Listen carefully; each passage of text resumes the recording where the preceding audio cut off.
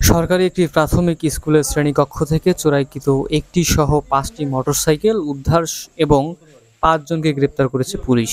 এই চক্রের সাথে জড়িত খোদ স্কুলের দপ্তরই। পুলিশ বলছে এমন অভিযান অব্যাহত রয়েছে। ঘটনাটি ঘটেছে কুড়িগ্রামের চিলমারী উপজেলার চিলমারী ইউনিয়নে। এ তথ্য নিশ্চিত করেছেন চিলমারী মডেল থানার অফিসার ইনচার্জ আশরাফুল ইসলাম। গ্রেফতাররা হলেন মিলন, হান্নান মিয়া, সাদাকাত হোসেন, নুরুল হুদা এবং রুবেল মিয়া। পুলিশ জানায়, চুরি, ছিনতাই সহ বিভিন্ন অপরাধের প্রবণতা দেখা দেয়। বিভিন্ন অভিযোগের প্রেক্ষিতে গোপন সংবাদের ভিত্তিতে চর এলাকায় অভিযান চালায় পুলিশ। পুলিশ আরও জানান, গেল রাতে চিলমারী ইউনিয়নের বিভিন্ন এলাকায় অভিযান চালিয়ে চিলমারী ১ নং সরকারি প্রাথমিক বিদ্যালয়ের শ্রেণীকক্ষ থেকে একটি মোটরসাইকেল উদ্ধার করা হয়েছে।